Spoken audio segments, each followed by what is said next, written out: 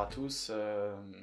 Dans un premier temps, on va revenir et je vais revenir sur le match de Saint-Lô de la semaine dernière, avec cette victoire de 1 qui nous amène en tout cas qui nous conforte dans cette deuxième place et d'atteindre les 40 points à 4 journées de la fin. Donc voilà, c'était un match, on s'attendait à un match difficile.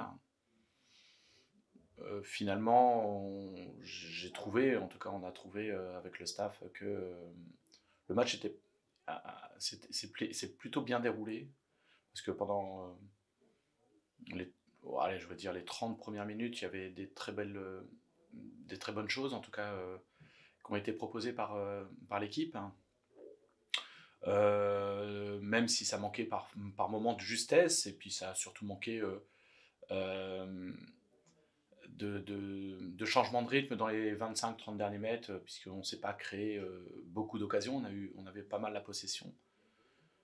Mais on a manqué cette petite étincelle dans les 20-30 derniers mètres qui aurait pu nous permettre de pouvoir finir nos actions par des tirs, par des centres, par des occasions, et ce qu'on n'a pas eu. Et le dernier quart d'heure a été un petit peu plus confus dans le sens où on s'est un petit peu. Chacun a peut-être voulu à un moment donné être la personne qui allait faire basculer la rencontre. Et là, du coup, on a été un petit peu moins dans la maîtrise. Et notre jeu collectif s'en est ressorti. Mais voilà, je trouve que cette première mi-temps était quand même très intéressante. Et même si on revient à la mi-temps avec un score négatif, puisqu'on a pris un penalty à la 44e sur une faute de Couli, sur une des premières incursions de Saint-Lô dans notre surface de réparation, qui amène la penalty et qui amène le score négatif à la mi-temps de 1-0. Et ce qui a été très très intéressant ensuite, c'est qu'à la mi-temps, voilà, d'une part, on ne s'est pas affolé. D'autre part, on a remis les choses collectivement en place et l'ensemble de l'équipe et des joueurs ont vraiment bien adhéré au projet ou en tout cas au plan de jeu qu'on s'était mis sur ce match-là. C'est-à-dire d'avoir beaucoup la possession, d'avoir des temps de possession très longs, de faire courir l'adversaire. On savait qu'à un moment donné, on allait être capable de pouvoir trouver des décalages et c'est ce qui a été fait, puisque ça a été une deuxième mi-temps très aboutie. Peut-être l'une des plus belles mi-temps qu'on ait pu faire, en tout cas en National 3. On a eu l'occasion d'avoir aussi ces temps de possession, ou en tout cas ces temps de maîtrise contre des équipes en Coupe de France ou en Coupe de Normandie, mais contre des adversaires hiérarchiquement inférieurs. Alors que là, en National 3, contre une équipe qui joue son maintien, on a réussi à avoir des très très belles séquences et c'est ce qui s'est passé. Et les garçons ont été récompensés par une égalisation dans un premier temps, suite à un très beau but de Morgan, pied gauche, mais qui fait suite à une séquence de jeu de 15-20 passes d'affilée. Et le deuxième but, de la même manière, où les temps de possession pour préparer les actions se sont terminés par un deuxième but, même s'il arrive tardivement dans le match, mais c'était la juste récompense de la très belle mi-temps que l'équipe a faite. Donc très satisfait parce que on sent l'équipe et on sent le groupe, même si il y a une motivation toujours à essayer d'avoir dans une fin de saison qui est un peu moins attrayante que ce qu'on aurait espéré.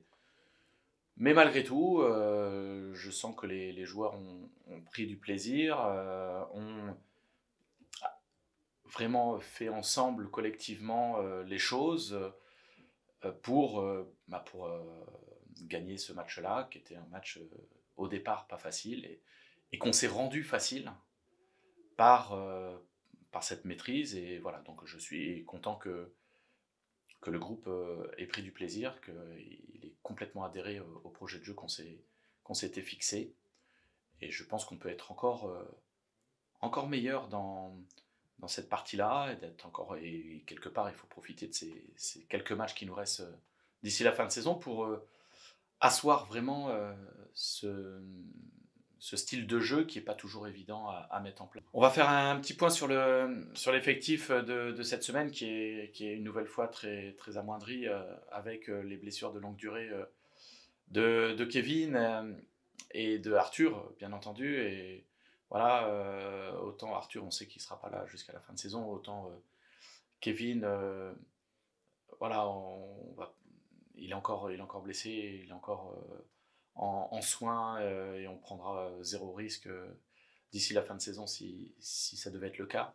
En tout cas, voilà, l'important c'est qu'il se remette parfaitement de sa déchirure au mollet, qui est toujours une blessure très, très délicate à soigner, puisque même en marchant, même en étant debout, il sollicite son mollet. Donc il faut être très très très prudent pour éviter une rechute qui serait vraiment catastrophique. En plus, c'était même au-delà de la déchirure, c'était aussi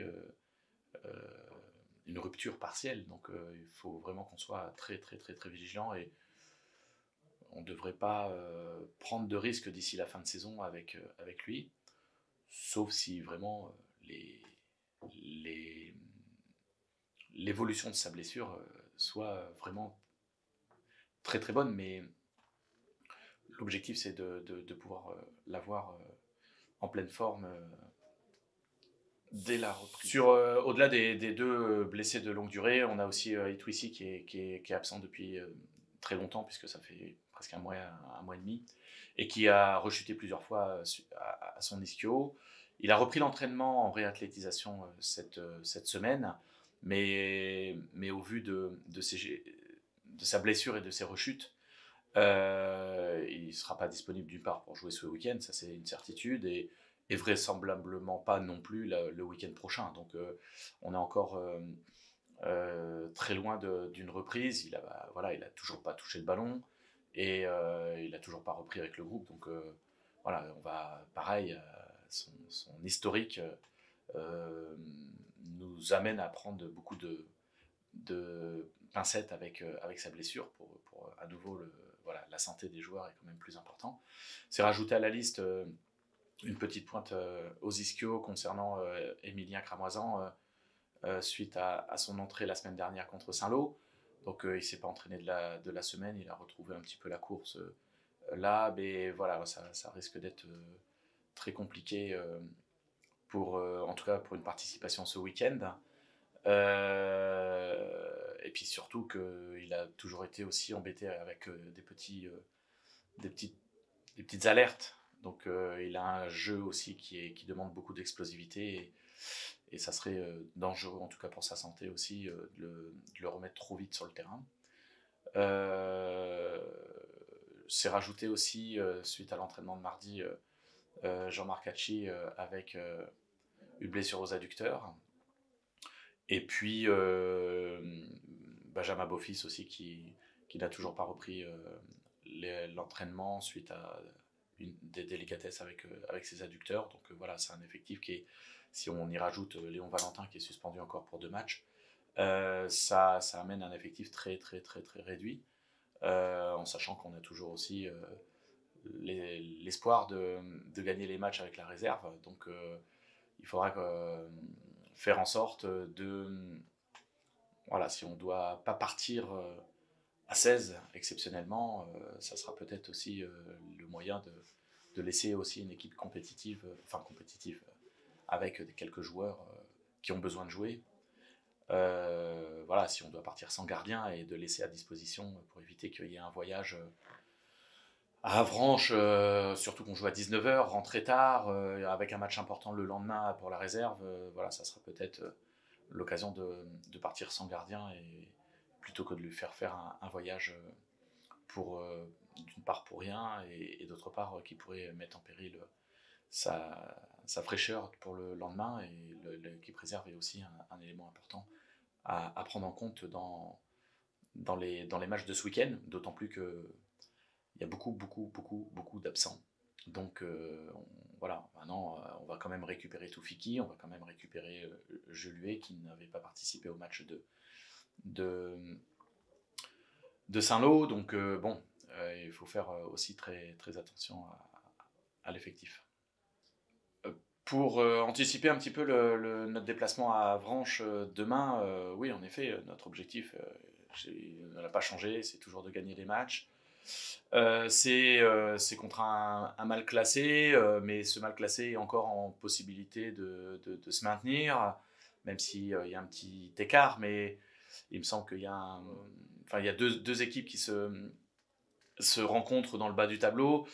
Il y a une équipe qui forcément perdra des points, et peut-être les deux, donc il y aura encore toujours l'espoir pour eux de se maintenir. Donc voilà, et ça va être un match difficile. Pour nous, on ne va pas changer notre objectif, c'est de gagner.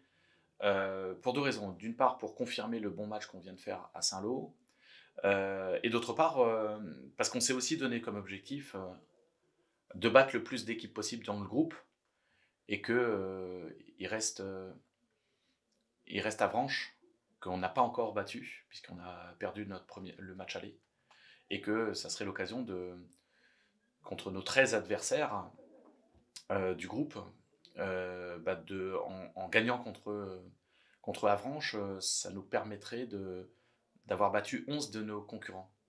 Et ça, dans une saison, c'est vraiment pas anodin. Ça montre qu'on a été d'une part régulier sur l'ensemble de la saison, mais aussi d'avoir été capable de battre quasiment tout le monde, puisque les deux équipes qu'on ne pourra pas battre, ça sera Vire, puisqu'on a perdu à l'aller et on a fait match nul au retour.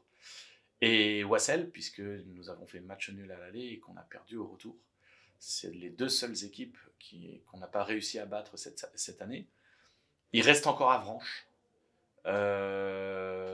Saint-Lô était aussi un objectif pour nous, puisqu'on avait perdu à l'aller. On a gagné au retour. Et ben là, c'est pareil. Avranches, on a perdu à l'aller. Et notre objectif est bien de gagner au retour.